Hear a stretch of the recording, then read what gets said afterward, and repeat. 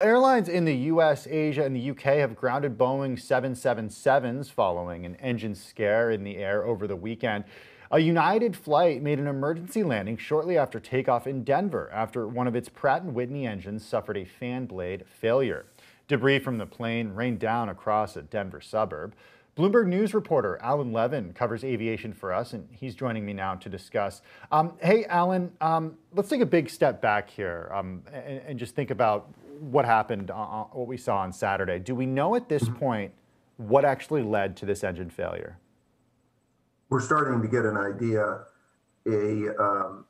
So if you can picture all jet engines, and in particular the one on the 777, have a giant fan blade at the front, and that's what creates the power through the air. One of those fan blades had a crack, and the crack grew progressively over some lengthy period of time, and it finally snapped off. And when it does, there's a lot of energy. It's a very violent failure. And in this case, it sheared off some of the, all of the structure at the front of the engine, and that's what rained down on those neighborhoods and everything. Alan, talk a little bit about this engine from Pratt Whitney, because this was not the only incident in recent memory regarding this engine. Not the plane from Boeing, not the 777, but this engine. Well, so there was a failure of an engine by Pratt Whitney in the same family in the Netherlands, also on Saturday, but it's a very different model, and I don't believe it's the same failure mode as this. At least my very preliminary information from sources is that it's a much more benign failure, in spite of the fact that debris came down on the ground as well. It did not threaten the plane. The violence of the failure in Denver was much different and a much bigger sort of safety threat. But it's also worth noting that an airline in Japan had an incident on this very same engine on another 777 in December. And I think that's part of the reason for the urgency of these inspections. To have two such failures in a 2-month span is pretty unusual. It is.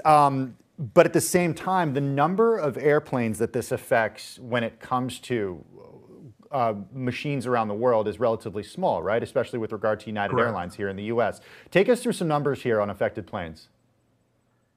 Gosh, I don't have the exact number. It's only several dozen, however.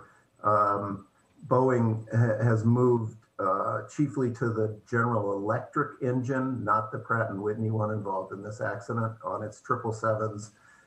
So you only have 5 airlines around the world that use this specific engine. It's United, 2 airlines in South Korea, and 2 airlines in Japan. So a relatively small number of airplanes overall. Correct. What would you say to somebody who watched this play out and saw that it was a Boeing-made 777 that had this issue and said, wait a second, Boeing, that's the company that's been under fire for the past few years because of the 737 MAX debacle. To what extent is this connected to the actual airplane manufacturer, Boeing, versus something completely separate from Boeing? Well, for the most part, the issue with the fan blade is not connected to Boeing. That's the responsibility of Pratt Whitney, the engine manufacturer, and so you might say there's very little connection to Boeing. Now, in the arcane world of aviation, the design of the front of the engine, which where the bulk of the damage occurred, now that is Boeing's responsibility. And so I think as this investigation plays out, there may be some focus on Boeing, but the fan blade issue that prompted the grounding, that was on the manufacturer.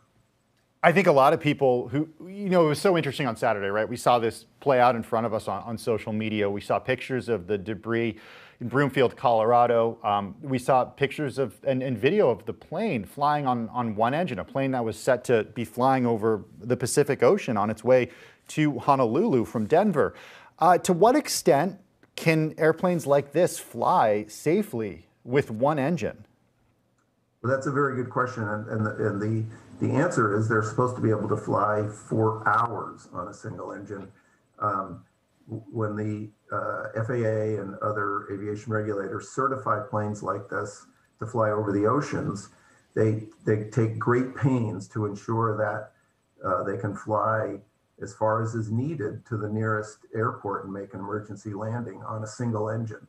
Now, what's troubling in this case is that because the engine suffered so much damage, it is no longer an aerodynamic smooth surface. So it creates a huge, it's like a big windsock out on the wing, and that may compromise its ability to reach an airport out from the middle of the Pacific. And so I guarantee you that's that's partly what got the attention of the regulators to act so quickly.